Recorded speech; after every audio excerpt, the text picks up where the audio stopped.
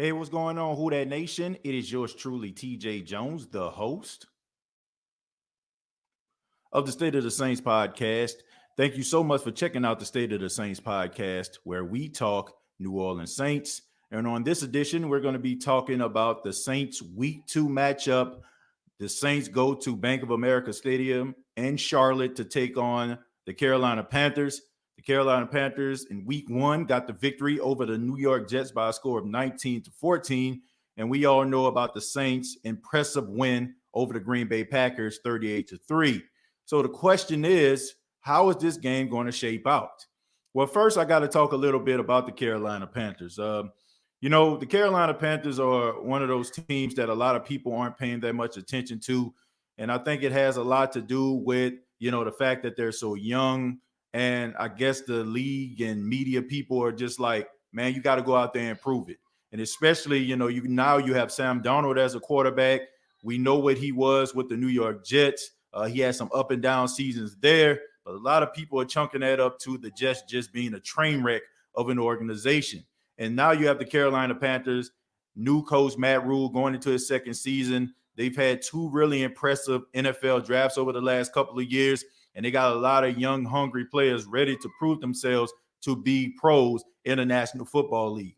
And then on the other hand, you have the New Orleans Saints. Last week, the defense looked extremely impressive. The Saints are going through a little bit of adversity. Of course, we know about Hurricane Ida, and you add on the fact that you have a lot of their coaching staff in COVID protocol. And you have two guys that were very, very key to the New Orleans Saints' success last week being put on IR, in Marcus Davenport and Quan Alexander. But the New Orleans Saints, there's no bigger person that people are looking at than Jameis Winston. Jameis Winston was one of the main reasons people are saying that the Saints are going to have a down year. They're also saying that the Saints aren't going to be as good as they once were because of him. But how does he come out?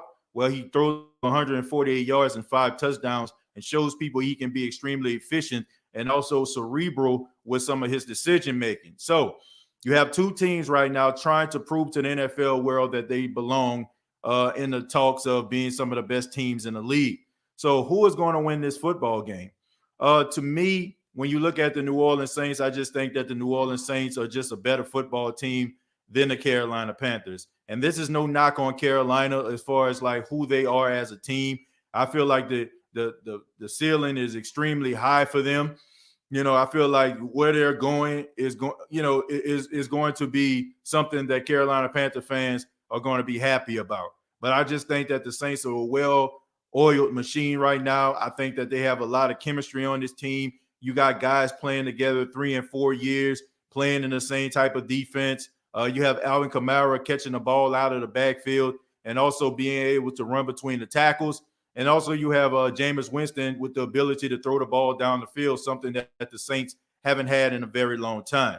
And also, I just think when it comes to the defensive side of the ball, we're going to be seeing Peyton Turner for the very first time. I mean, Peyton Turner didn't play in any preseason games, the first draft pick of the New Orleans Saints out of the University of Houston this year. So it'll be interesting to see what he can do now that Davenport is out. But, looking at the Carolina Panthers offensive line, they're not that good, and they are susceptible to allow Sam Darnold to be on his back. You know what I'm saying? That they will allow the Saints to be able to get pressure on them. Now, I don't fall into that whole trap about, their offensive line is trash and we're going to be able to do whatever we want to do with them. Look, I just think that schemes change from week to week. I can remember around this time last year, week 2 versus the Las Vegas Raiders. Everybody was talking about how the Las Vegas offensive line wasn't that good, and the Saints couldn't even get close to Derek Carr.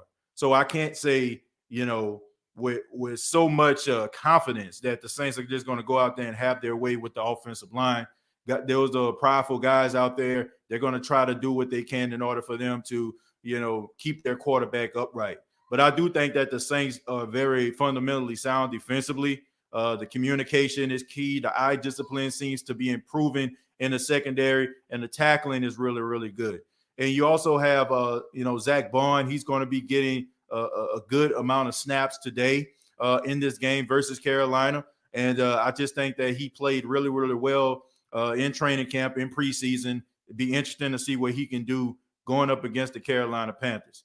As far as Christian McCaffrey is concerned, I mean, look, he is the straw that stirs the drink. He is the guy that people have to watch out for when they're going against the Carolina Panthers. Me personally, I look at Christian McCaffrey the same way people look at Alvin Kamara. You can't stop this guy. You know what I'm saying? You only can hope to contain him and hope, you know what I'm saying, you can make a play on him when it matters most. He's going to get his touches. He's going to get his catches out of the backfield. He's going to get his runs in between the tackles. That's just the way Christian McCaffrey rolls. He's a really good football player. He's a really smart guy. So to me, I just think that you need to focus on trying to neutralize him the best way possible, but good luck with that. The wide receivers of the Carolina Panthers, I mean, they have a young bunch, young, hungry bunch. You got DJ Moore out there. You got Terrence Marshall. You got Robbie Anderson. They got a really formidable wide receiver group with the Carolina Panthers, and all of these guys can go out there and make plays. So the Saints defense in the secondary is going to have to step up. Not sure if Marshawn Lattimore is going to play during the making of this podcast. They said that he was a game time decision. Not sure if he's going to play or not, but these other guys are going to have to step up. You know, the Bradley Robies, the Desmond Trufants, and of course, Paulson Adebo has to capitalize on having a very successful week from last week. As far as the Saints offensively, I think that Alvin Kamara, he's going to be hard to stop. He's always hard to stop when he's playing against the Carolina Panthers. I think that they need to make sure that they're running the football, setting up those screen plays in order for Alvin Kamara to make plays in space. The wide receivers of the New Orleans Saints, I'm looking for them to step up in this game. I understand that you were going up against Jair Alexander. I'm talking Marquez Callaway. He's one of the best cornerbacks in the league. And I understand that J.C. Horn and Dante Jackson are really good corners in their own right. But Marquez Callaway, I mean, this is what has been bestowed upon you, the number one wide receiver. You're the number one wide receiver until Michael Thomas get back. And the people are very spoiled. Now, we saw what you did in preseason, so people are going to be looking for you to make some plays. I'm talking Callaway and also just some of these other receivers, Lil Jordan Humphrey. Let's see if he can get involved. I like what I seen last week, getting the tight ends involved in Juwan Johnson and Adam Troutman, but those guys are going to, I think the Carolina Panthers are going to be focused in on some of these tight ends, and that kind of plays into the strengths of the Carolina Panthers. I mean, they have those linebackers, the Shaq Larsons, they got Hassan Reddick that they got, from Arizona. He used to be with Matt Rule when he was at Temple. So, I mean, he had, I think, 1.5 sacks last week.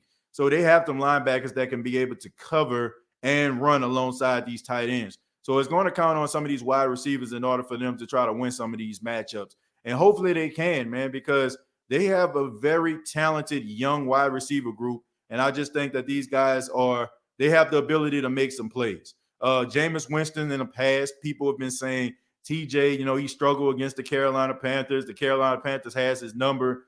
I just look at when guys go to different teams, things change. The philosophies change. The offensive play calling, the defensive play callings change. And when these guys go into these systems, you go to a better team, they put you in a position to succeed. So I don't see Sean Payton asking Jameis to do some of the things that Tampa asked Jameis to do. I just think that Jameis, I don't want him to be just ultra conservative, but I do want to see him, push the ball down the field and try to make some of these plays. And I think that he can. As far as the score is concerned, who would I think going to win this game? I got the Saints winning this game. I got the Saints winning the game 30-17. I think that the New Orleans Saints are just a little bit better than the Carolina Panthers as far as on the defensive side of the football. I think Carolina is going to figure it out eventually, but I don't think that this is going to be the week. I just think that it's early in the season. Teams are trying to figure out what they are and who they are. And I just think that the Saints are a little bit ahead of the curve as far as their identity. And when you have that particular identity, having a team that is a good combination of veteran leadership, guys that have been together for quite some time, I just think that's a competitive advantage. And if I'm betting on who's a better coach at this particular time, I'm going with Sean Payton. I think Sean Payton is a better coach than both Joe Brady, the offensive coordinator, as well as Matt Rule as the head coach. So I got the Saints winning this football game 30-17. I think that they're going to be very impressive in this game. I think that the game is probably going to start off going a little bit back and forth, teetering a little bit in the first half. And I look for the black and gold to pull away in the second half in order for them to get their second victory of the season. But I would love to hear from you. What do you think about the Saints versus the Carolina Panthers game? What do you think the keys to victory are? What do you think the score is going to be?